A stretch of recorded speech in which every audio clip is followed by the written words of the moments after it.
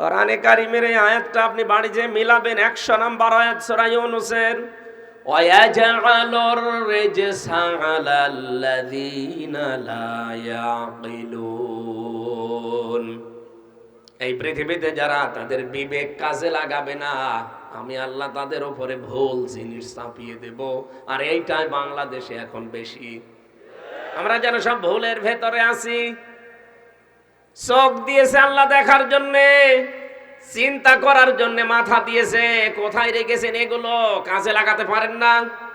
এতগুলো জিনিস আমি সামনে দেখতে পাচ্ছি, আর রাসূলের নিয়ম নীতির সাথে সাহাবীদের সাথে মেলে না, এরপরও অন্ধভাবে মানা লাগবে কেন? কি হয়েছে আপনার?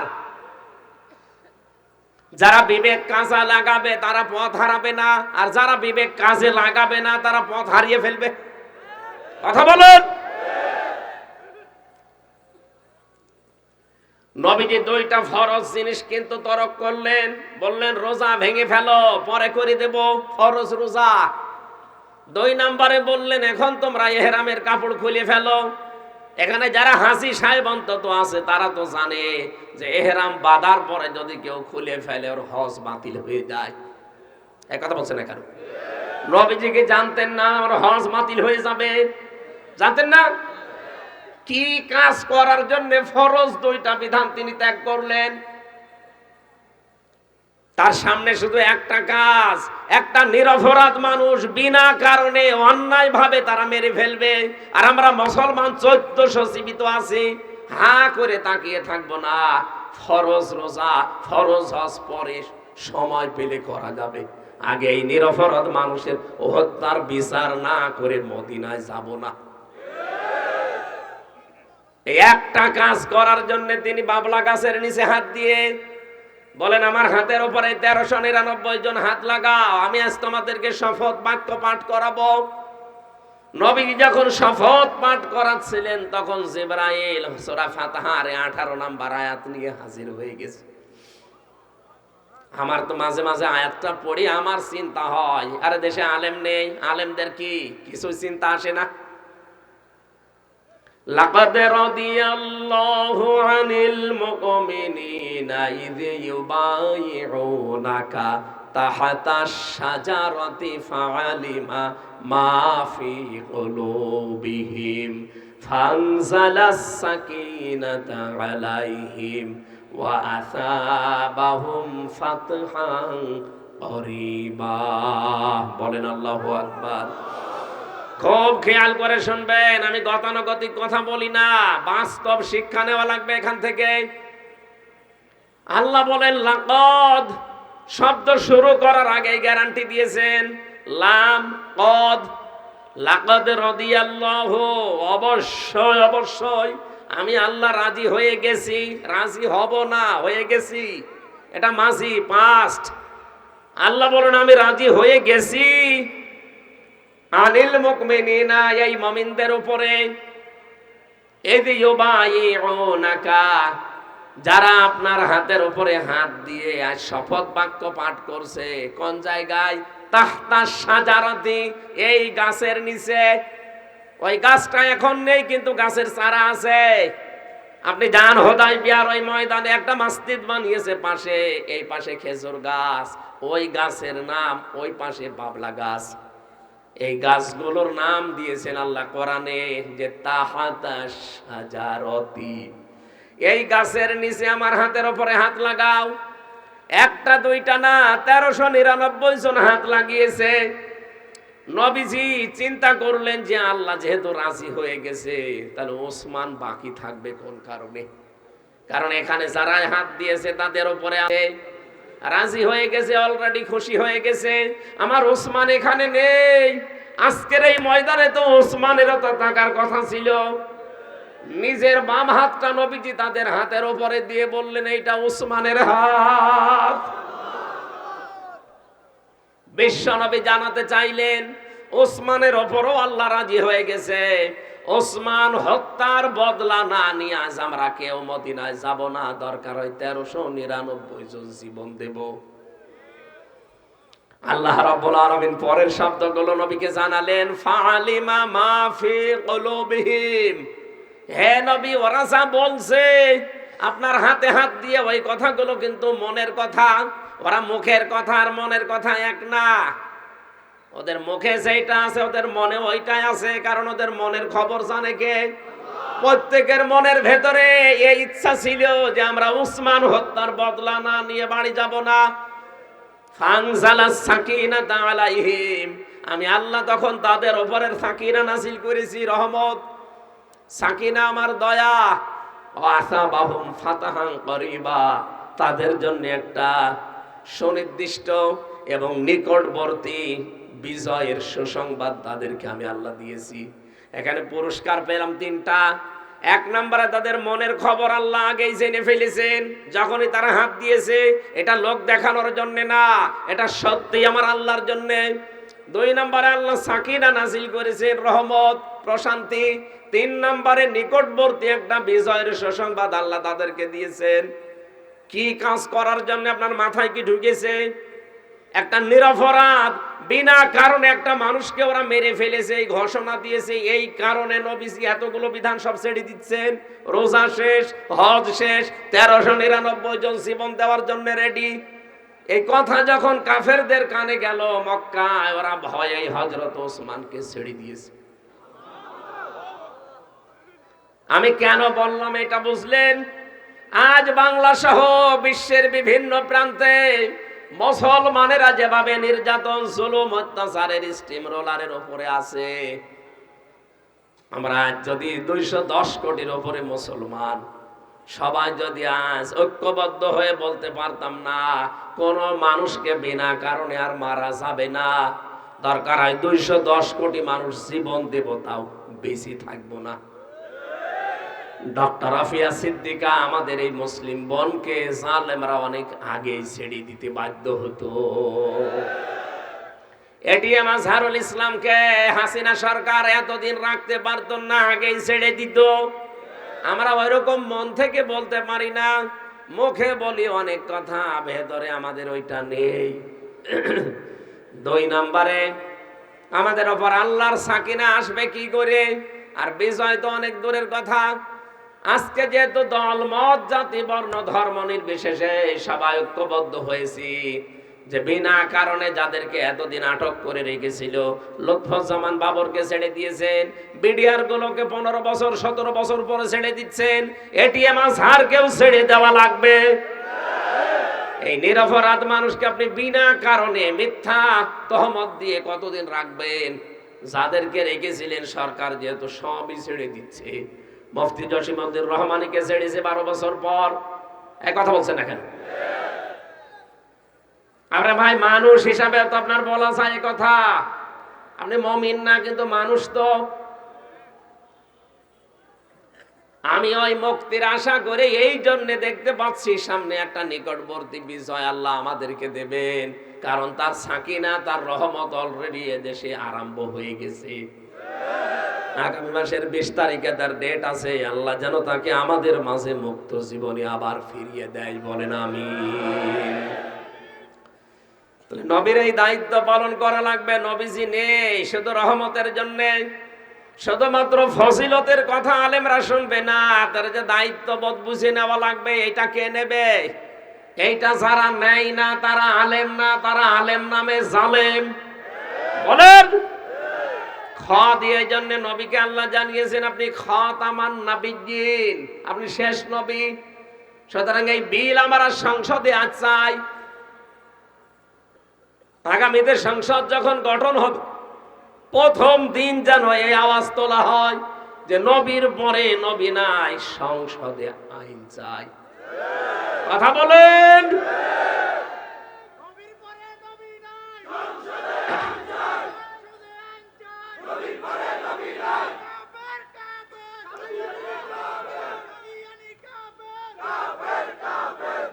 আরে ভাই, কাদিয়ানি হোক আর অন্য কোন ধর্মের নাম নিয়ে হোক, আমরা তো নিষেধ করছি না বাংলাদেশে আপনাকে থাকতে, কিন্তু আপনি মুসলিম পরিচয় দিতে হলে আমাদের নবীকে শেষ নবী মানা লাগবে। এই কথা বলেন না কেন? আমি একটা একটা অক্ষরের ব্যাখ্যা করছিলাম। আপনি দাল জাল র জা পড়তে পড়তে শেষ অক্ষরে যাবেন, দেখবেন ইয়া লেখা আছে। কি লেখা আছে? আল্লাহ পাক ইয়া দিয়ে আমার নবীকে সম্বোধন করেছেন, ইয়াসিন, হে নেতা। হে, আরো জোরে বলেন। আমি কি বানিয়ে বলছি শব্দটা? তাফসিরে কাবিরের ভেতরে পাবেন এটা। আল্লামা ফখরুদ্দিন রাজি রহমতুল্লাহ আলাইহি এই সিন শব্দের ব্যাখ্যা করতে গিয়ে তিনি 5টা বিষয় এনেছেন।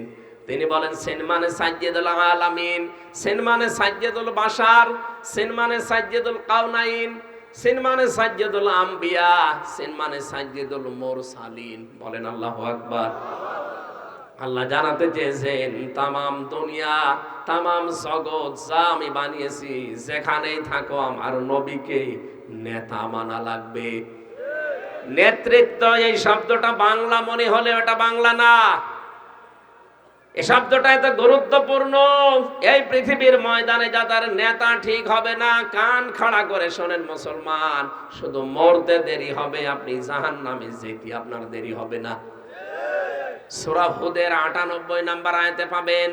12 নম্বর পারা 12 নম্বর পৃষ্ঠার 1ম নম্বর লাইনে আছে, ইয়াকদুমু কওমাহু ইয়াওমাল কিয়ামাতি ফাওরাদাহুমুন নার ওয়া বিইসাল বিরদুল মাওরুদ।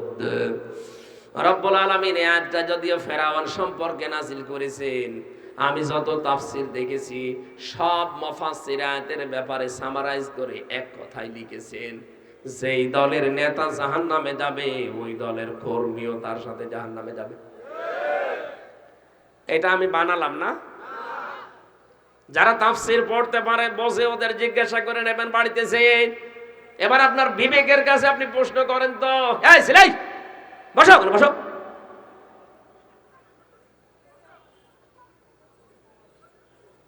1-1.5 ঘন্টা বসে থাকতে পারেন না, ভেতরে বসতে যান কেন? আয়াত শেষ হওয়ার আগে যদি আপনি ওঠেন না, আপনার খবর আছে।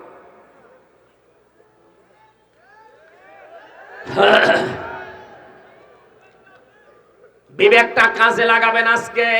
বাড়ি যাওয়ার আগে আপনাকে আজকে সিদ্ধান্ত নেওয়া লাগবে, নয়তো আমি যেতে দেব না। এই গেট বন্ধ করে দেন। না, আপনি কেন আসলেন? রাত 10টা 10:30 পর্যন্ত আপনি জেগে থাকবেন না। আমি সময়গুলো বেকার নষ্ট করাতে চাই না। আপনি যদি জাহান্নামে যেতে চান চলেন, 2 লাথি দিয়ে আপনাকে আরো জোরে দিয়ে আসি, কিন্তু আমি আপনাকে যেতে দেব না। আপনি আমার আপন ভাইয়ের চাইতেও বেশি, আপনাকে আমি জান্নাতে নিতে চাই। কোরআন পড়ে কোরআন হাদিসের চোখ লাগিয়ে সত্যি আমি এইটা দেখতে পাচ্ছি। ইয়াকদুমু কওমাহু ইয়াওমাল কিয়ামাতি ফাআওরাদাহুমুন নার ওয়া বিইসাল বিরদুল মাওরুদ। যে দলের নেতা জাহান্নামে যাবে ওই দলের কর্মী জাহান্নামে যাবে। আপনার বিবেকে এখন কি বলে যে আপনি যে দল করেন এ দলের নেতা জান্নাতে যাওয়ার মতো না জাহান্নামে যে বসে আছে? কার ভরসায় আছেন আপনি? আয়াতের ব্যাখ্যায় আমি আরেকটা আয়াত পেয়েছি, ওটা সূরা বানি ইসরাঈল আছে 15 নম্বর পারা 8 নম্বর পৃষ্ঠার 3 নম্বর লাইনের 71 নম্বর আয়াতের প্রথম অংশে আছে। আল্লাহ রাব্বুল আলামিন বলেন, ইয়াউমা নাদউ কুল্লা উনাসিম বিইমামিহিম। কিয়ামতের দিন আল্লাহ যখন বিচারের সিস্টেম আরম্ভ করবেন, প্রথমে আপনাকে একা ডাকবেন, আর দ্বিতীয় ধাপে আপনাকে আর একা ডাকবে না, এবার ডাকবে আপনার নেতার সাথে। ও বাংলার মুসলমানেরা, কি বলে আপনার বিবেকে যে নেতার পেছনে আছেন, খালি চা দেয় আর বিড়ি দেয় আর সিঙ্গাড়া দেয় খেয়ে লাফান? এই কথা চিন্তা করেন না যে কিয়ামতে এই লোকটার সাথে আমারে ওঠা লাগবে। এর যা চরিত্র কেউ না জানুক, আমি তো জানি। রাত 10টার পরে যার ঠিক মতো পা মাটিতে পড়ে না, একথা বলছেন না? রিকশা সিএনজি ছাড়া যে লোকটা বাড়িতে যেতে পারে না, খেজুর গাছকে ধাক্কা দিয়ে বলে, মিয়া ভাই সাইড দেন, আর কতক্ষণ দাঁড়াবো? আমি কি বেশি বলে ফেললাম? এরকম নেতা দেশে নেই, এগুলো মাতাল। বলেন, এই মাতালের পেছনে আপনি আছেন। কিয়ামতের দিন আল্লাহ দেখবেন ঠিক আপনাকে ডেকেছে ওই মাতালের পেছনে। ওরে দেখলেই তো আল্লাহর রাগ হয়ে যাবে, আপনার পর্যন্ত আর যাবে না। এবার আপনি যা পারবেন করেন, চিন্তা ভাবনা করে সিদ্ধান্ত নেন। আরে ভাই, 2 দিনের দুনিয়া, খুব বেশি হলো আর 100 বছর পরে এই গালিমপুরে কেউ থাকবেন না। এই বিজরার এই ময়দানে আমরা কেউ এখানে নেই, নতুন মানুষ এখানে এসে আবাদ করবে। আমরা সব মাটির ঘরের বাসিন্দা। কথা বলেন ঠিক কিনা? কার জন্য কি করে জীবনটা আমি একবারে জাহান্নামী হয়ে যাব? কোন কারণে? আমাকে আল্লাহ বিবেক দিয়েছিল, এই বিবেকটা আমি কাজে লাগিয়ে জান্নাতেও যেতে পারি, জাহান্নামেও যেতে পারি। এই রাস্তা দুইটাই আমার সামনে খোলা আছে। এখন আপনি কি করবেন বলেন? সিদ্ধান্ত না নিলে সত্যি আপনাকে আমি যেতে দেব না। আজকে সিদ্ধান্ত পাল্টাতেই হবে। আমি এমন মানুষের পেছনে থাকতে চাই না যারা দেখলে আল্লাহর কথা মনে পড়ে না। না, আমি এমন মানুষের পেছনে থাকবো না। আমি এমন মানুষের পেছনে থাকতে চাই যারা দেখলে আমার আল্লাহর কথা মনে হয়। আমি আমার নিজের ঈমান থেকে বলছি, বুকে হাত দিয়ে, আমার 3 পুরুষের পরে আমি সত্যি কথা বলছি, আমি আর কাউকে চিনি না। আমার বাবার নাম রিয়াজউদ্দিন সর্দার, তার বাবার নাম সাহান আলী সর্দার, তার বাবার নাম নমাজ আলী সর্দার। এরপরে আমি আর চিনি না, আর আমি নামও জানি না। কুমিল্লাবাসী খোঁজ নিয়ে দেখবেন, কুষ্টিয়াতে আমার যে বংশ, সর্দার বংশ, এই 3 পুরুষের পরে আমার মতো হামজা আর জানা নেই। এখন নমাজ আলী সাহেবের বাবা মাত্র 61 বছর আগে মারা গেছে। আমার বাবার কাছে আর দাদা যখন বেঁচে ছিল জিজ্ঞাসা করেছিলাম, হিসাব করে দেখলাম মাত্র 61 বছর আগে উনি মারা গেছে। নমাজ আলীর বাবা কি আমি বললাম না, নাম জানি না, আর আমার মনেও নেই।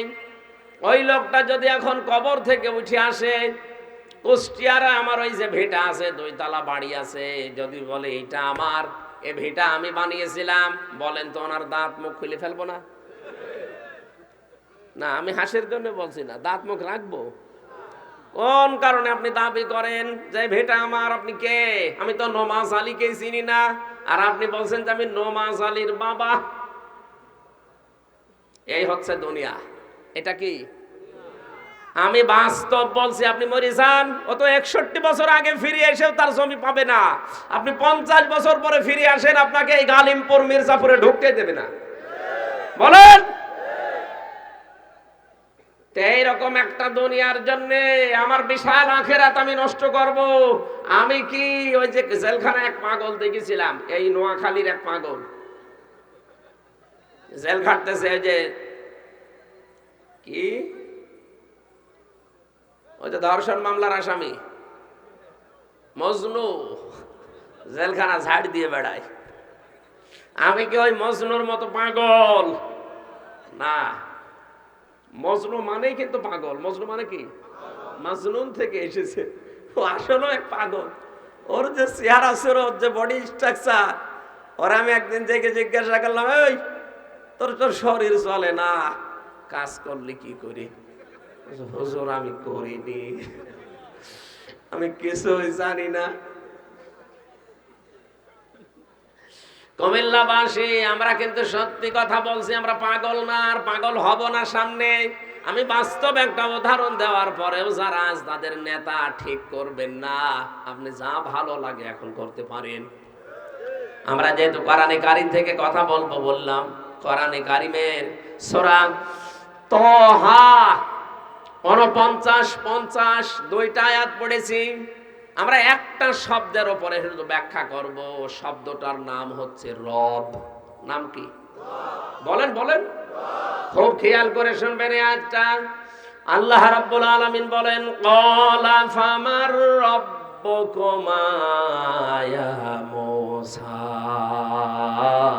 ক্বালা রাব্বুনাল্লাযী আ'তা কুল্লা শাইইন খালকাহু সুম্মা হাদা। এই শব্দটা নিয়ে আবহমান কাল থেকে ঝামেলা চলে আসতেছে। এখনো এইটা নিয়ে ঝামেলা, কিয়ামত পর্যন্ত এই শব্দ নিয়ে ঝামেলা থাকবে। এটা নিরসন করার জন্য আজকে আমরা বসেছি। এটা আজ নিরসন করে বাড়ি যাওয়া লাগবে। হযরতে মূসা এবং হারুন আলাইহিস সালাম দুইজন যখন ফেরাউনের দরবারে গিয়েছে রবের দাওয়াত দিতে, আমার আল্লাহর কথাগুলো যিনি বলছিলেন, সর্বপ্রথম ফেরাউন তখন জিজ্ঞাসা করেছে, ক্বালা ফামার রব্বুকুমা ইয়া মূসা, হে মূসা তোমাদের রব কে? যে রবের পরিচয় তুমি কথা বলো আমার কাছে, যে রবের দাওয়াত নিয়ে এসেছো, এ রব কে? হযরতে মূসা ওই দিন শুধু একটা মাত্র কথা বলেছিলেন। রবের ব্যাখ্যায় হাজারো কথা বলা যাবে, আমরা বলবো সামনে ইনশাআল্লাহ, কিন্তু তিনি একটা কথা ওই দিন বলেছিলেন। কয়টা? হযরতে মূসা বলেছিলেন, ক্বালা ফামার, ক্বালা রাব্বুনাল্লাযী আ'তা কুল্লা শাইইন খালকাহু সুম্মা হাদা। আমার রব হচ্ছেন তিনি, যিনি পৃথিবীর প্রতিটি জিনিস জোড়ায় জোড়ায় সৃষ্টি করেছেন এবং তাদের পথ দেখিয়েছেন। জীবন চালাতে কি ব্যবস্থা লাগবে সেই ব্যবস্থা পর্যন্ত তিনি দিয়েছেন, তার নাম রব। মানে রবের কথা পেলাম আমরা এখানে দুইটা। রব হওয়ার জন্য শর্ত আল্লাহর নবী মূসা তুলে ধরলেন, তিনি আ'তা কুল্লা শাইইন খালকাহু, প্রতিটি জিনিস বানিয়েছেন জোড়া জোড়া। সুম্মা হাদা, দুই নম্বরে তিনি তাদেরকে পথ দিয়েছেন যে এই পথে চলবা। আপনি আমাদের দিকে তাকিয়ে দেখেন, আমাদের অস্তিত্বের সেই প্রথম রব এবং অস্তিত্বের শেষ তাও রব। এই পৃথিবীতে আসার আগে আমরা একটা জগতে ছিলাম, ওই জগতের ভেতরে আমাদের রব সম্পর্কে একটা ধারণা আমরা পেয়েছি অলরেডি। ওয়াইদা আখাযা রাব্বুকা মিন বানি আদামা মিন যুহুরিহিম যুররিয়াতাহুম ওয়া আশহাদাহুম আলা আনফুসিহিম আলাস্তু বিরাব্বিকুম ক্বালু বালা শাহিদনা। সূরা আরাফের 172 নম্বর আয়াতের প্রথম অংশে আছে, এইদিকে তাকান। আল্লাহ পাক বলেন, নবী আপনি স্মরণ করেন, উম্মতদেরকেও স্মরণ করতে বলেন ওই সময়ের কথা, যখন আদম নবীর পৃষ্ঠদেশ থেকে এই যে যারা বসে আছে এদেরকে আমি আল্লাহ বের করেছিলাম, আর আমার সম্পর্কে একটা অঙ্গীকার নিয়েছিলাম যে আমি কি তোমাদের রব না? প্রত্যেকটা রূহের জগতে জবাব দিয়েছে যে ক্বালু বালা, হ্যাঁ আপনি আমাদের রব। আল্লাহ পাক বলেন শাহিদ না, এই যে ফেরেশতারা আছে আশপাশে আর আমি আল্লাহ নিজে সবাই কিন্তু সাক্ষী থাকলাম। আন তাকুলু ইয়াউমাল কিয়ামাতি ইন্না কুন্না আন হাযা গাফিলিন, যে কথাটা আজকে বললে কিয়ামতের দিন আবার এই রব সম্পর্কে তোমাদেরকে জিজ্ঞাসা করা হবে। জোরে বলেন সুবহানাল্লাহ। রব সেই প্রথম দিন থেকেই শুরু হয়েছে, আমরা দুনিয়ায় আসার আগেই রূহের জগতে। আবার যখন আপনি কবরে চলে যাবেন, সর্বপ্রথম যে প্রথম প্রশ্ন কি? মার রব্বুকা। ফেরেশতা কিন্তু এ কথা বলবে না যে মান রহিম, মান রহমান। রহমানকে, রহিমকে, গফরকে, গাফফারকে না, সর্বপ্রথমই জিজ্ঞাসা করবে মার রব্বুকা, তোমার রব কে? আপনি যদি কবরে বলতে চান রব্বি আল্লাহ, নবীজি বলেন দুনিয়াতে কমপক্ষে 5টা বিষয়ের উপরে তোমার জীবন চালানো লাগবে। কয়টা? আরো জোরে বলেন কয়টা? আমি তাফসীর থেকে পেয়েছিলাম, কোন মানুষ যদি কবরে যেয়ে বলতে চায় যে আমার রব আল্লাহ, মাস্ট বি তাকে দুনিয়াতে 5টা বিষয়ের স্বীকৃতি দেওয়া লাগবে। 1 নম্বরে তাকে বলা লাগবে আমার সৃষ্টিকর্তা আল্লাহ। কোরআনে কারিমে আল্লাহ এই তথ্য আমাদেরকে প্রথমে জানিয়ে দিয়েছেন, ইকরা বিসমি রাব্বিকাল্লাযী খলাক, পড়ো তোমার ওই প্রভুর নামে, ওই রবের নামে যিনি তোমাকে সৃষ্টি করেছেন। 2 নম্বরে রব মানে মাবুদ। রব মানে কি? যিনি ইবাদত পাওয়ার যোগ্য। এই পৃথিবীতে তো কত কিছু ইবাদত পাচ্ছে, আজ কত পীর ইবাদত পাচ্ছে, এই কথা বলছেন না কেন? কত দল ইবাদত পাচ্ছে, কত ছবি ইবাদত পাচ্ছে। আল্লাহ বলেন না, রব পাবে ইবাদত। এই দুনিয়াতে শুধু ইবাদত পাওয়ার যোগ্যতা কার আছে? এই জন্য মা'বুদ, আব্দুন থেকে শব্দটা এসেছে। মা'বুদ মানে যার ইবাদত করা হয়। 4,500 ধর্মের লোক এখন পৃথিবীতে ইবাদত করে, কারো ইবাদত গ্রহণযোগ্য না। শুধুমাত্র ইবাদত গ্রহণযোগ্য যারা মুসলিম তাদের। কেননা তাদের ইবাদত গ্রহণযোগ্য হবে কেন? কোরআনে কারীম জানিয়েছে, অমাইয়াবতাগি গায়রাল ইসলামি দীনান ফালাই ইউকবালা মিন। সূরা আলে ইমরানের 85 নম্বর আয়াতের প্রথম অংশে আছে, যারা ইসলাম বাদ দিয়ে অন্য কোন নিয়ম নীতি দিয়ে ইবাদত বন্দেগী করে, জীবনেও কোন ইবাদত বন্দেগী কবুল হচ্ছে না, গ্রহণ হচ্ছে না, হবেও না। সুতরাং 4,500 যে ধর্ম, ওগুলোকে ইসলাম? আরো জোরে বলেন। ইসলামের বাইরে যা তাদের ইবাদত যদি না হয়, আমরা যারা ইবাদত করছি ইসলামের বাইরে, তাদের ইবাদত হচ্ছে না, হবে না। কথা বলে না কেন? এজন্য সাবধান থাকা লাগবে। রব মানে গুরুত্বপূর্ণ বিষয়টা। রবের 3 নম্বর অর্থ পেয়েছি লালন পালনকারী। তিনি আমাদের লালন পালন করেন, শুধু বানিয়েই ছেড়ে দেননি। রব্বুল আলামিন বলেন, ওয়ালাকাদ খলাকনাল ইনসানা মিন সুলালাতিন মিন তিন সুম্মা জাআলনাহু নুতফাতান ফি করারিম মাকিন। বলেন আল্লাহু আকবার। অবশ্যই আমি আল্লাহ মানুষকে বানিয়েছি মাটির নির্যাস থেকে। পৃথিবীর সব মানুষ মাটির নির্যাস থেকে। আদম আলাইহিস সালামকেও আল্লাহ সরাসরি মাটি দিয়ে বানিয়েছেন, আর আমাদেরকে বানিয়েছেন শুধু মাটির নির্যাস দিয়ে। এই যে খাদ্য খাবার যা খায় সব কিন্তু মাটি থেকে উৎপন্ন। কি আপনি যাই খান, যত সুন্দর করে খান, আলু হয়তো মাটি থেকে হয়, আলু এই দেশে আসার পরে, উপরে আসার পরে বিভিন্ন মানুষের হাতে যায়, বিভিন্ন জিনিস তৈরি হয়। যে যেই রকম কারিগর ওই জিনিস তৈরি করে। কেউ আলু দিয়ে পটেটো বানায়, বানায় না? ওটা একটা আলু। কেউ আলু রান্না করে খায়, এটা একটা আলু। কেউ আলুর বিস্কিট বানাচ্ছে, ওইটা আলু। কেউ আলু ছানা করে খাচ্ছে, ওইটাও কি? আসল জিনিস কিন্তু মাটি, এখান থেকে নির্যাস থেকে আসা। তাহলে একজনকে আল্লাহ বানিয়েছেন শুধু মাটি দিয়ে, আর আমাদেরকে আল্লাহ বানালেন মাটির নির্যাস থেকে। বিজ্ঞান এখন জানিয়েছেন, এই মাটির নির্যাস থেকে যে খাবারগুলো তৈরি হচ্ছে, এটা খাবারের পর মানুষের শরীরে 5টা জিনিস তৈরি হয়।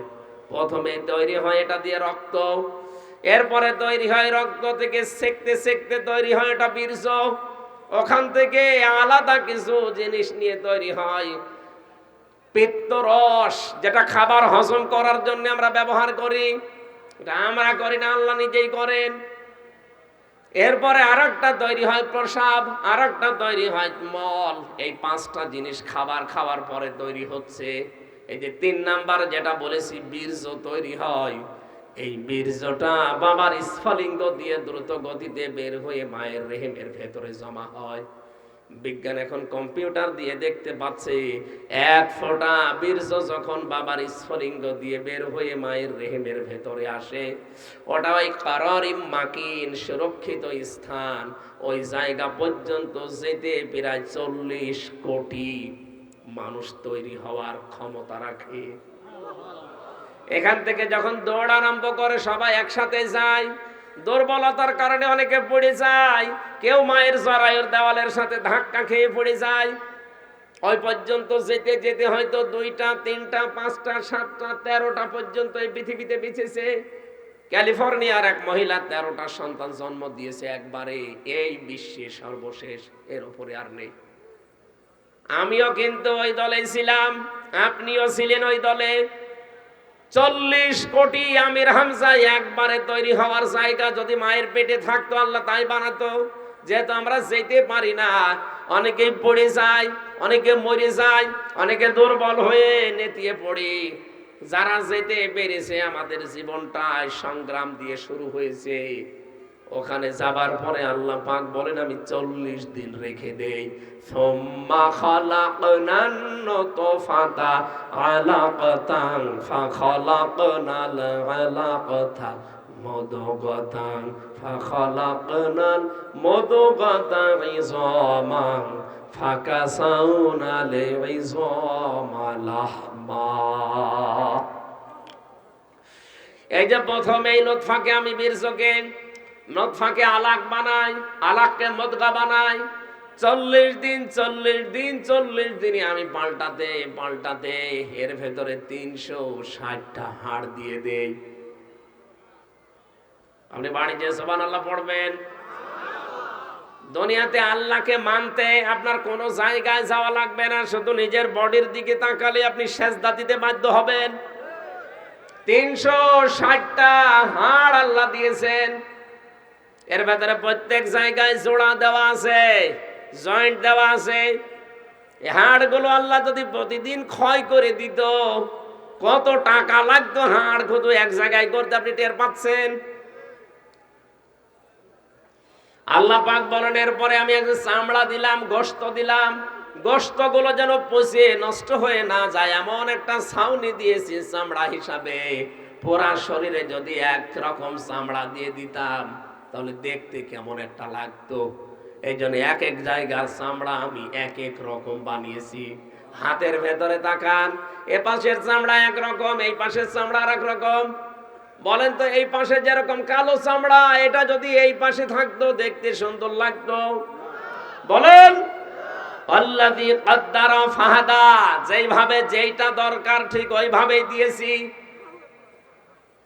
আল্লাযী আ'তা কুল্লা শাইইন খালকাহু, প্রতিটি জিনিসকে তো আমি বানিয়েছি জোড়া জোড়া, যেখানে যেই জোড়া দরকার সেখানে সেই জোড়া দিয়েছি। হাতির সাথে যদি মশা দিত মিলতো? বলেন। আর রব্বুল আলামিন বলেন শুধু এতটুকু চামড়া দিয়ে শেষ করেনি, প্রত্যেক জায়গার চামড়ার আবার আলাদা আলাদা কাজ দিয়েছি।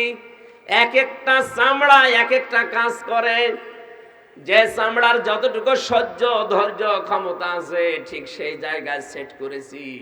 হাতের এখানে যে চামড়া আল্লাহ দিলেন, এই চামড়াটা না দিয়ে যদি এই পাশের চামড়াতে এখানে লাগিয়ে দিতেন, এর দ্বারা যত কিছু ধরা যায়, যত ধৈর্য সহ্য করে, এই চামড়া পারবে?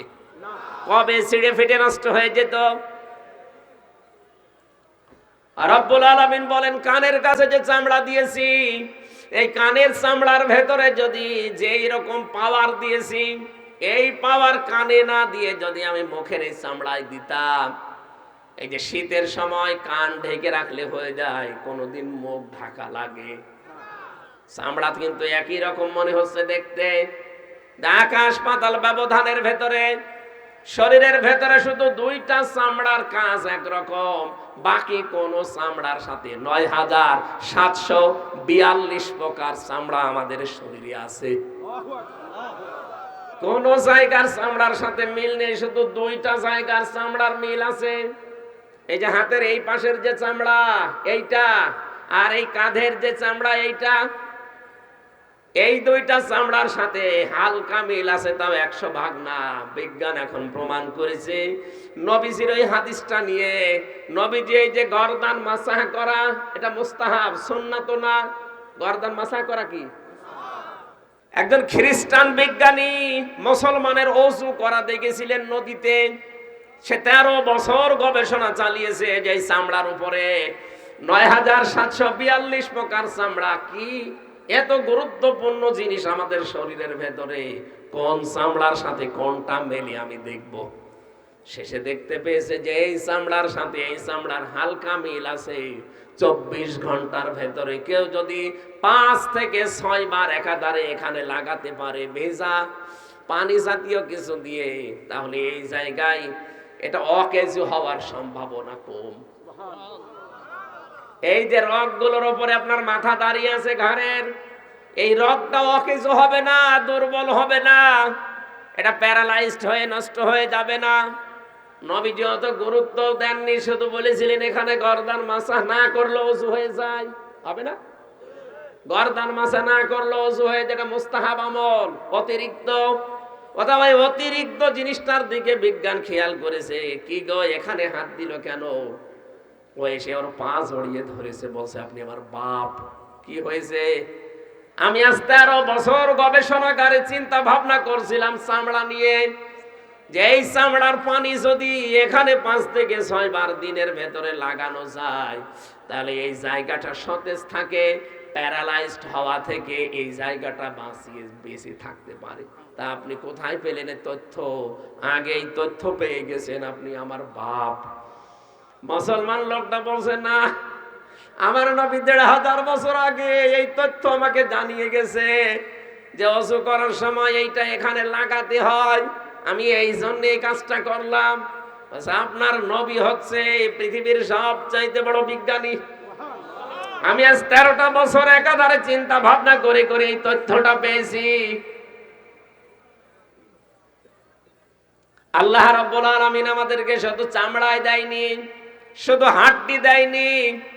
রাব্বুল আলামিন বলেন চামড়া দিয়ে, হাড্ডি দিয়ে, গোশত দিয়ে একটা বডি স্ট্রাকচার শুধু বানাইনি, একটা আকৃতি আমি আল্লাহ নিজে বানিয়েছি। আলাকাদ খালাকনাকুম সুম্মা সাওয়ারনাকুম, অবশ্যই আমি আল্লাহ তোমাদের বানিয়েছি, বিশেষ করে তোমাদের আকৃতি বানিয়েছি। এই আকৃতিটা এত সুন্দর, এত সুন্দর, তামাম দুনিয়ার কোন সৃষ্টির সাথে আকৃতির মিল নেই। যারা বলেন মানুষ বানর থেকে এসেছে, আরে ভাই, বানরকে সত্যি মানুষের মতো লাগে? ওর চেহারার সাথে মানুষের চেহারার মিল আছে? কি বলেন আপনি আন্দাজে? বানরকে আল্লাহ বানিয়েছেন অন্যান্য সৃষ্টির মতো শেষ, কিন্তু মানুষের এই চেহারা, এই আকৃতি আল্লাহ নিজের কুদরতি হাতে বানিয়েছেন। এই জন্য দেখতে এত সুন্দর, এত সুন্দর করে আল্লাহ মানুষ বানিয়েছে। আমরা অনেকে আছি মানুষের চেহারা দেখে পাগল হয়ে যায়। কথা বলেন। হযরতে বিবি হাওয়া আলাইহিস সালামকে আল্লাহ যেভাবে সুন্দর করে বানিয়েছিলেন, এখন যারা বিশ্ব সুন্দরের তালিকায় নাম পায় তাদের সাথে কোটি গুণে সুন্দরী ছিল আমাদের মা হযরতে হাওয়া। চিন্তা করতে পারেন, এদের দেখলেই মানুষ না খেয়ে থাকে। হযরতে হাওয়াকে দেখে আদম কি করেছিলেন, কি সুন্দর করে আল্লাহ তাকে বানিয়েছিলেন। রব্বুল আলামিন বলেন, ওয়াল্লাযী ইউসাউবিরুকুম ফিল আরহামি কাইফা ইয়াশা, তিনি সে আল্লাহ যিনি মায়ের রেহেমের ভেতরে তোমাদের আকৃতি তৈরি করেন। পুরা বডিটা আল্লাহ ফেরেশতাদেরকে দিয়ে বানিয়েছেন, আর আকৃতি আল্লাহ নিজে বানান। 6 মাস যখন হয়ে যায় তখনও পর্যন্ত পুরা কমপ্লিট হয় না, খাবারের প্রয়োজন দেখা দেয়। তখন ফেরেশতারা বলে, আল্লাহ এবার তো খাবার দিতে হবে, মুখ লাগবে, আকৃতি বলে পরে, আকৃতি আমি বানাবো। আকৃতি দিলেও তো হচ্ছে না, আকৃতি দিলেই খাবার লাগবে, ক্ষুধার প্রয়োজন দেখা দিয়েছে। আল্লাহ পাক বলেন, মুখটা পবিত্র রাখতে চাই দুনিয়ায় সে যেন কোনো নাপাক জিনিস মুখ দিয়ে না দেয়, কারণ এই মুখ দিয়ে আমি আল্লাহর জিকির করবে, আমি আল্লাহর নাম উচ্চারণ হবে। আমি যেমন পবিত্র, ওর মুখও পবিত্র রাখতে চাই। এক কাজ কর, নাভির সাথে ওর নাভির তার চোখ সংযোগ করে দে, নাপাক রক্তটা মাসে মাসে যেটা বের হয় ওটা বন্ধ করে ওইটা ওর শরীরের ভেতরে চালিয়ে দে, ওটা খাবার হিসাবে।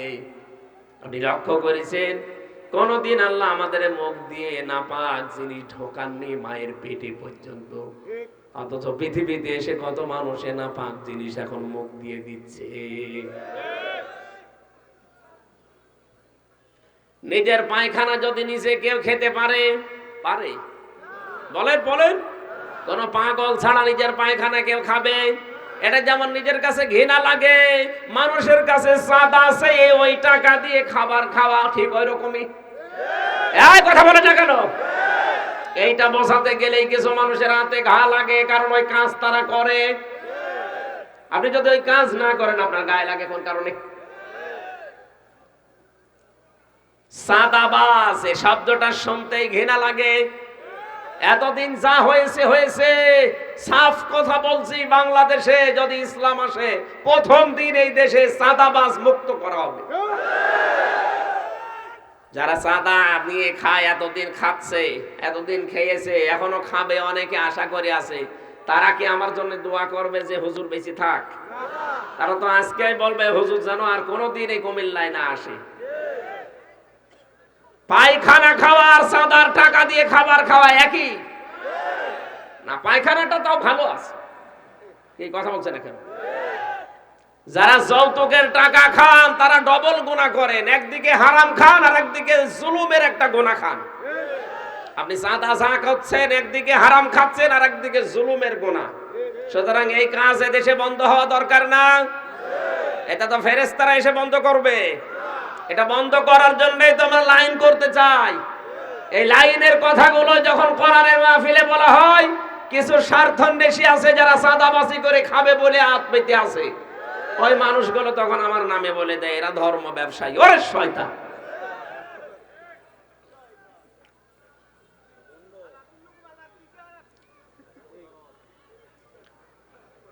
কুমিল্লাবাসী, রব্বুল আলামিন বলেন ফেরেশতারা এবার আমারে জিজ্ঞাসা করে, আকার তো বানাচ্ছেন, হে আল্লাহ এটাকে ছেলে বানাবেন না মেয়ে বানাবেন? আল্লাহ বলেন এটা আমার দায়িত্ব, তোরা দেখ। ইয়াহাবু লিমান ইয়াশাউ ইনাসা ওয়া ইয়াহাবু লিমান ইয়াশাউ যুকুর। রব্বুল আলামিন বলেন কাউকে আমি ছেলে বানাই, কাউকে মেয়ে বানাই, কাউকে ছেলে মেয়ে দুইটাই দেই, কাউকে কিছুই দেই না, বন্ধা করে রাখি। সব ক্ষমতা আমি আল্লাহর। এই জন্য কুমিল্লার এই ব্রাহ্মণবাড়িয়ায় যেহেতু মাজার বেশি, দরবার বেশি, এই জন্য আমি বললাম সম্মানিতা মা বোন যারা শুনতে পাচ্ছেন, এটা যে রেকর্ড হচ্ছে সারা দেশেই শুনছে, সবাইকে বলছি সন্তান যদি 80 বছর পর্যন্ত আপনার না হয়, তারপরও কোনো মাজারে দরবারে যাবেন না। গেলে আপনার ঈমান শেষ, আপনি মুশরিক হয়ে যাবেন। ওই অবস্থায় মারা গেলে সরাসরি আপনার জন্য জাহান্নাম বরাদ্দ। ইন্নাহু মান ইউশরিক বিল্লাহি ফাকাদ হারামাল্লাহু আলাইহিল জান্নাহ ওয়া মাওয়াহুন নার ওয়া মা লিয-যালিমিনা মিন আনসার। কি আমি কি কথা বোঝাতে পেরেছি? এই এলাকায় এগুলো হয়। সন্তান যদি বিয়ের 2-3 বছর 5 বছর পরে না হয়, পাগল হয়ে দৌড়ায় মাজারে। ও মাজারওয়ালা কি ছেলে মেয়ে নিয়ে বসে আছে? ও পাবে কোথায়? ওই তো বিপদে আছে। মরা পীর হোক আর জিন্দা পীর হোক, কোন দরবারের সন্তানের জন্য যাওয়া যাবে না। সন্তান দিতে পারে শুধুমাত্র কেবলা বাবা। কত মানুষ চট্টগ্রামে বাইজিদ শাহ রহমতুল্লাহ আলাইহির মাজারে চলে যাচ্ছে, আমার কুষ্টিয়ার লালনের মাজারেও কত মানুষ বলছে হে বাবা একটা ছেলে দিন, মনে হচ্ছে লালন ছেলে বানাই। এই শিরক থেকে জাতিকে মুক্ত হওয়া লাগবে। সন্তান শুধুমাত্র দিতে পারে আমার আল্লাহ। আমি নিজে আকৃতি বানাই, ছেলে বানাবো না মেয়ে বানাবো ফেরেশতারাও জানে না। এই জন্য বারবার মেয়ে হলে যাদের রাগ হয়, ওরা বড় উপরে রাগ করে না, ওরা রাগ করে কার উপরে? বলেন তো, কেউ যদি আল্লাহর উপরে রাগ করে ওর ঈমান থাকার কথা? আরো জোরে বলেন থাকার কথা। এজন্য আশা করছে এখন থেকে ভুল আর করবেন না। ছেলে মেয়ে আপনারও হাত নেই, বড় হাত নেই, হাত শুধু খাজা বাবার। কার? বলেন। আমাদের পিতা যিনি, তিনি তো শিখিয়েছেন 86 বছর বয়স পর্যন্ত সন্তান হয়নি, তারপরও কোনো মাজারে যায়নি। কথা বলে না কেন? ওই সময় কি কবর ছিল না? তিনি যেতে পারতেন না কবরে? যে বাবা একটা ছেলে দেন, 86 বছর বিয়ে হয়েছে, কিছু হয় না। তিনি দোয়া করেছিলেন রব্বি হাবলি মিনাস সলিহিন, হে আল্লাহ আমাকে একটা নেককার সন্তান দিও। যত নবীদের জীবনী পাবেন, কত নবীর এত বিশাল বিশাল সময়ে সন্তান হয়নি। কোন নবী কোন মাজারে কবরে বাবার দরবারে দৌড়াননি। প্রতিটি নবী ধর্ণা দিয়েছে কার কাছে? আরো জোরে বলেন কার কাছে? যাদের সন্তান হয় না, একটা আমল স্বামী স্ত্রী করবেন। যদি সন্তান না হয় বা বিকলাঙ্গ সন্তান হয়েছে, এবার ভালো সন্তান নিতে চান, রাবিয়া বসরি রহমতুল্লাহ আলাইহি তার কাছে 5 জন ব্যক্তি এসেছিল, 5 প্রকার লোক। যে এ বলে আমার অমুক জিনিস নেই, সন্তান আদি নেই, এ বলে আমার ফসল আদিতে বরকত নেই, এ বলে আমার রোগ শোক আছে, এ বলে আমার নদী নহর লাগবে। এরকম বিভিন্ন রকমের যখন আরজি পেশ করেছে, তিনি তাদের প্রত্যেককে একটা দোয়া শিখিয়ে দিয়েছিলেন। প্রত্যেককেই তিনি ডাক দিয়ে বলেন তোমরা ইস্তেগফার করবা বেশি বেশি, আস্তাগফিরুল্লাহ ওয়া আতুবু ইলাইহি।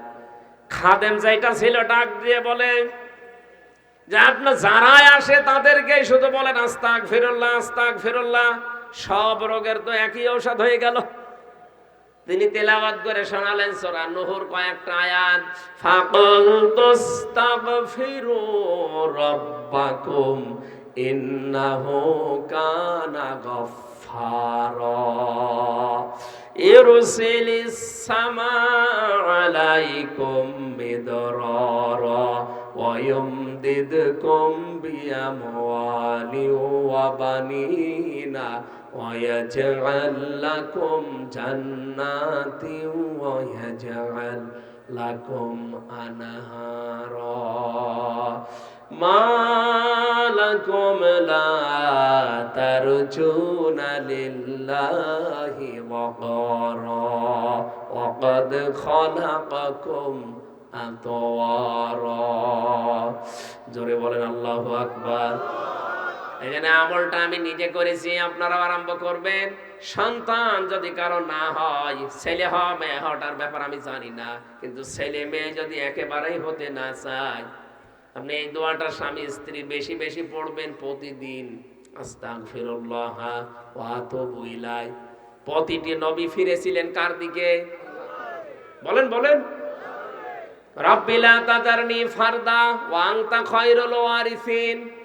নবীরা দোয়া করতেন, রব্বুল আলামিন আমাকে একেবারে একা একা ছেড়ে যেও না, আমাকে একা একা ছেড়ে দিও না, আমাকে একটা ওয়ারিস দিও।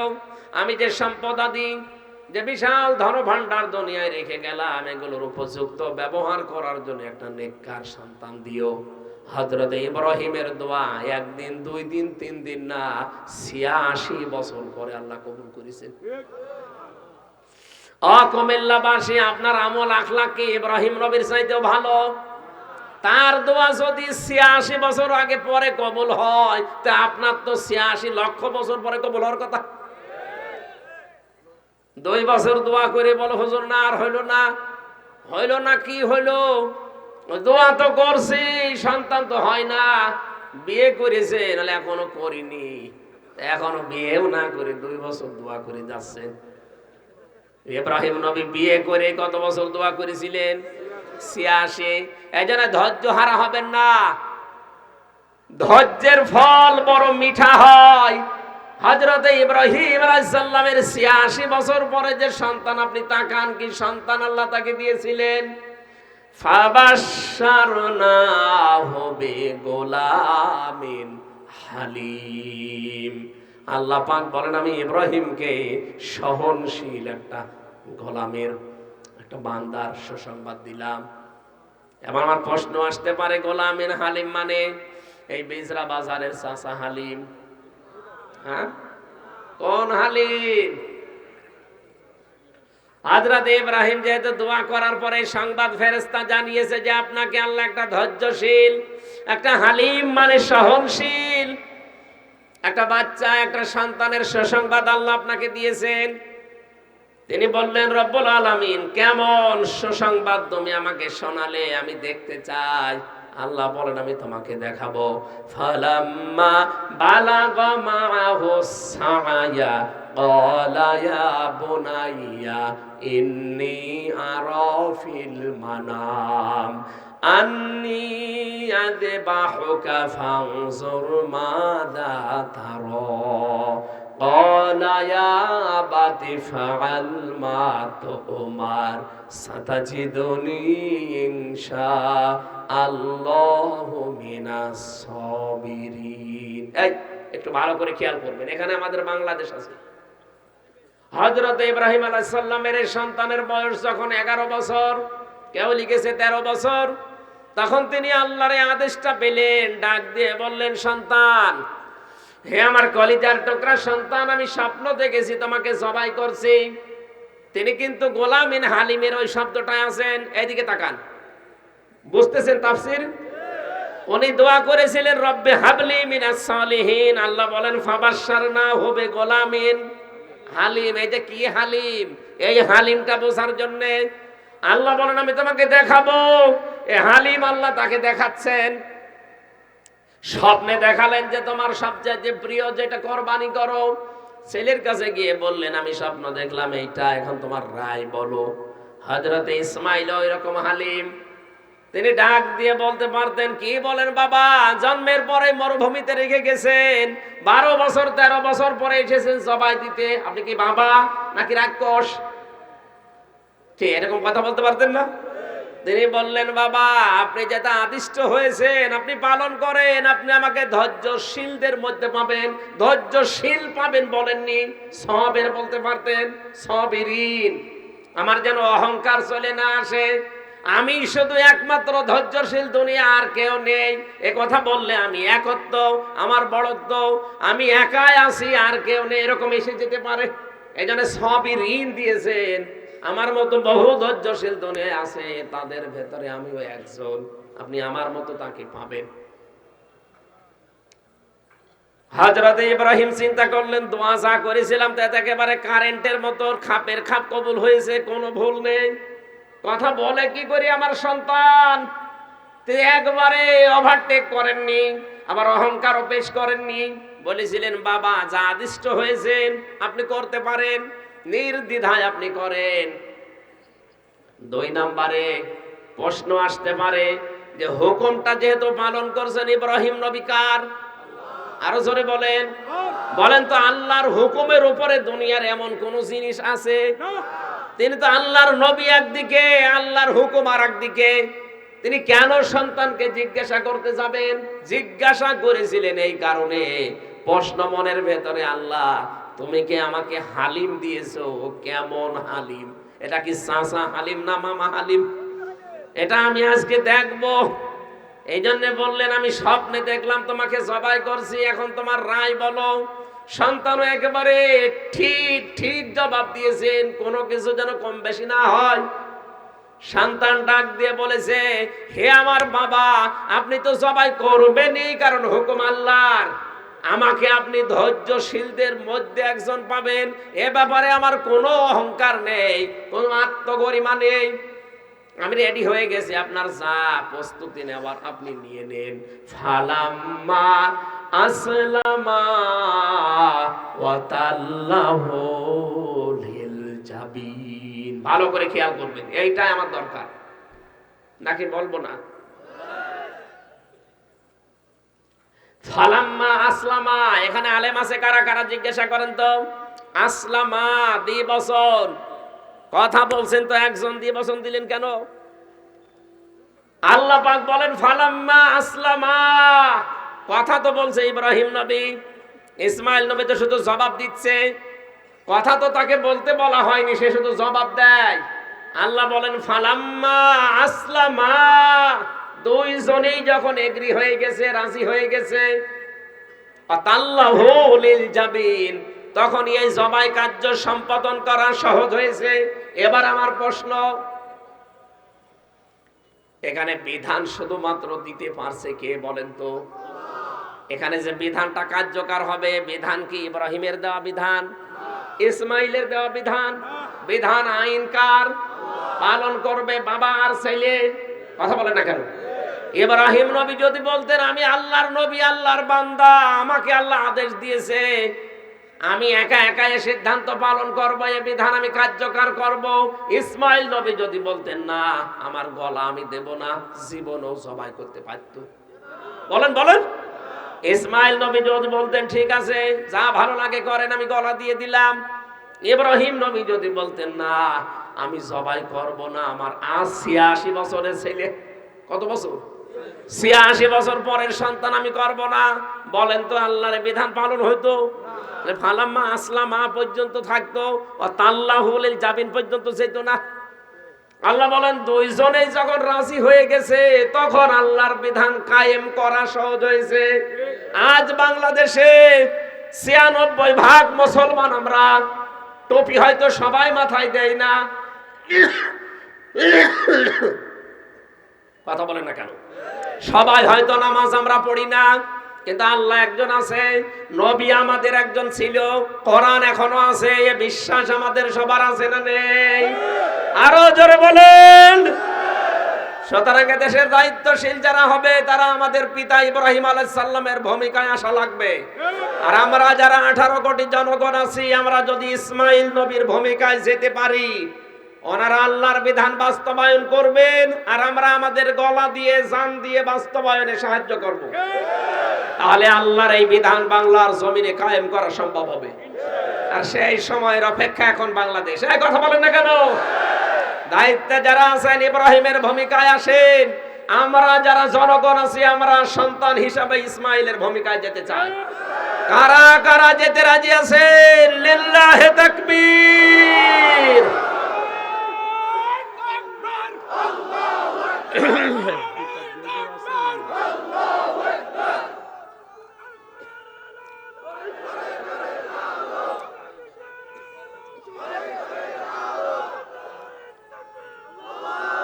আলহামদুলিল্লাহ। ভাই আমি কি বোঝাতে চেয়েছি? বোঝা গেছে নাকি আরো নাম ধরা লাগবে? এখানে আল্লাহর বিধান দরকার। কে কি কোন দল আমরা ওসব বুঝি না। দায়িত্বে যারা আসে তারা ইব্রাহিমের ভূমিকা নেওয়া লাগবে। আমরা যারা আছি জনগণ 18 কোটি, সব এখন সময় এসে গেছে ইসমাইলের ভূমিকা পালন করা। আল্লাহ তখন ঠিক ডাক দেবেন, অনাদাইনাহু আইয়া ইব্রাহিম ক্বাদ সাদ্দাকতার রুয়া ইন্না কাযালিকা নাজজিল মুহসিনিন ইন্না হাযা লাহুল বালাউল মুবিন ওয়া ফাদাইনাহু বিযিবহিন আযীম। আল্লাহ বলেন তখন ইব্রাহিমকে আমি ডাক দিয়েছি, তোমার স্বপ্ন সত্যে পরিণত করেছো। আমি আল্লাহ এইভাবে মুহসিন বান্দাদেরকে পুরস্কৃত করে থাকি। এটা অবশ্যই সন্তান এবং একজন পিতার জন্য বিশাল এক পরীক্ষা। এই জায়গায় আমি বিশাল এক দুম্বা জবাই করার মাধ্যমে পরীক্ষায় দুইজনকে উত্তীর্ণ করে দিলাম। তারাকনা আলাইহি ফিল আখিরিন। এটা পরবর্তী যারা দুনিয়ায় আসবে তাদের জন্য শিক্ষা। কি শিক্ষা? এইটা এখন আমাদের শিক্ষা নেওয়া দরকার। আমরা যেহেতু ইব্রাহিম আলাইহিস সালামের পরবর্তীতে এসেছি দুনিয়ায়, আমাদের সবচাইতে বড় এখন পরীক্ষার বিষয় এইটা। আল্লাহর এই জমিনে আল্লাহর বিধান, আল্লাহর আইনকে যদি দাঁড় করাতে হয়, দেখতে হয় শুধু টুপিওয়ালা যারা নামাজ পড়ে এদের দ্বারাই হবে না। আল্লাহ একজন আছে, এই কথা যারাই বলি তারাই এগিয়ে আসতে হবে। এটা অন্য ধর্মের যারা আছে তারাও বলে আল্লাহ একজন আছে। আপনি হিন্দুদেরকে জিজ্ঞাসা করেন, তারাও বলবে যে উপরওয়ালা আছে। আমি নিজে দেখেছি যখন বরিশালে পড়তাম, ঝড় উঠেছে নৌকায় যাবার সময়, এক হিন্দু দাদা আর দাদি দেখে দুইজন পড়ছে লা ইলাহা ইল্লাল্লাহ। কি দাদা দেখে মনে হচ্ছে অন্য ধর্মের, কালেমা পড়েন মানে? যে ঝড় উঠেছে এ কালী দুর্গার কাজ না, আল্লাহ লাগবে। তার মানে আল্লাহ একজন আছে, পৃথিবীর সবাই বিশ্বাস করে। হয়তো তাদের ধর্মীয় কিছু নিয়ম নীতির কারণে মানতে পারে না। আমি খ্রিস্টানদের সাথে মিশেছি বাইরের দেশে, ইহুদির সাথে মিশেছি বাইরের দেশে, বৌদ্ধদের সাথে মিশেছি বাইরের দেশে, দেখেছি ওদের সাথে যখন চলাফেরা করি ট্রেনে বাসে যানবাহনে, ওই মানুষগুলোর সাথে পরিচয় করি। ওরা আল্লাহ একজন আছে বিশ্বাস করে, কিন্তু পাশাপাশি আরো 2-3 জন জুড়ি দেয়। খ্রিস্টান যারা বলে হ্যাঁ আল্লাহ একজন আছে এটা বিশ্বাস করি, কিন্তু আল্লাহর ছেলে আছে হযরত ঈসা, ওরা যিশু বলে ডাকে। আল্লাহর স্ত্রী আছে মারিয়াম। আমি বৌদ্ধদের সাথে মিশে দেখেছি আল্লাহ একজন আছে কিন্তু তার সন্তান আছে। এই যে বৌদ্ধদের যেটা আছে কি যেন নাম ওইটার, গৌতম বৌদ্ধকে সন্তান মনে করে আল্লাহ। আমি ইহুদিদের সাথে, ওদের চেহারা দেখলে মনে হয় যে এ বিশাল আলেম। ইহুদি আমি যেই কয়টা পেয়েছি বাইরে, ওদের খাস পর্দা করে স্ত্রীকে রাস্তায় নিয়ে আসে, হাত মোজা পা মোজা পরা, যারা মানে প্র্যাকটিসিং ইহুদি। প্র্যাকটিসিং মুসলিম দেখলে যেমন দেখবেন একেবারে খাস পর্দা করে চলে, ওই রকম 3-4টে ছেলে মেয়ে আশপাশে, মনে হয় যে ওরে বাবা এখন মনে হয় কোন মাদ্রাসার মুহাদ্দিস, অথচ খোঁজ নিয়ে দেখবেন এই ইহুদি। আল্লাহর নাম ঠিকই বলে আল্লাহ একজন আছে, কিন্তু উযাইর আলাইহিস সালাম আল্লাহর সন্তান এইটা মনে করে তারা। হযরতে মুসাকে তারা বলে আল্লাহর সন্তানেরা, যোসেফ বলে ডাকে, যোসেফ বলে ডাকে মুসা নবীকে। আমরা যেমন মুসা বলি। আজকের আয়াতের ভেতরে ফেরাউন যেহেতু মুসাকে জিজ্ঞাসা করেছিল, আমার বিষয়টা ছিল রব শব্দটার ব্যাখ্যা করা। রব্বুল আলামিন হযরত ইব্রাহিম নবী আলাইহিস সালামকে যেটা একটা শিক্ষা দিলেন, আমরাও সেই শিক্ষার প্র্যাকটিক্যাল লাইফে আছি। আমরা এই শিক্ষাটা যেন আজ বাস্তবে কাজে লাগানোর সময় কিন্তু এই ময়দান রেডি হয়ে আছে। হয় আমাদের গলা দেওয়া লাগবে, আমাদের জীবন দেওয়া লাগবে, অথবা ভোট দেওয়া লাগতে পারে। আমি জানি এই কথাগুলো শুনলে মুনাফিক যারা ওরা বলবে যে কোরআনের নামে রাজনীতি করছে। আপনি কি আমার সাথে কোরআন বেশি বোঝেন? বেশি বুঝলে এখানে বলেন তো দেখি। আমার সামনে যদি যারা বলে কোরআনের রাজনীতি নেই, সূরা ফাতিহা শুদ্ধ করে পড়তে পারে, আমি মিষ্টি খাওয়াবো।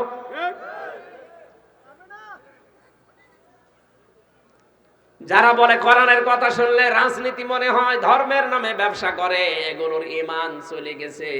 আমরা চাই যারা দায়িত্বে আছেন, ওটাও একটা মাজলুম সংগঠন।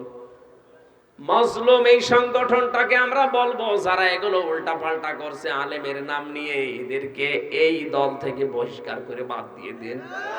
এগুলো দলের জন্য ক্যান্সার। ক্ষমতায় কে যাবে না যাবে ওটা আমার দরকার নেই। আমি কোরআন থেকে বলেছি, আল্লাহর বিধান জমিনে কায়েম করার জন্য ইব্রাহিম ইসমাইলের ভূমিকা লাগবে।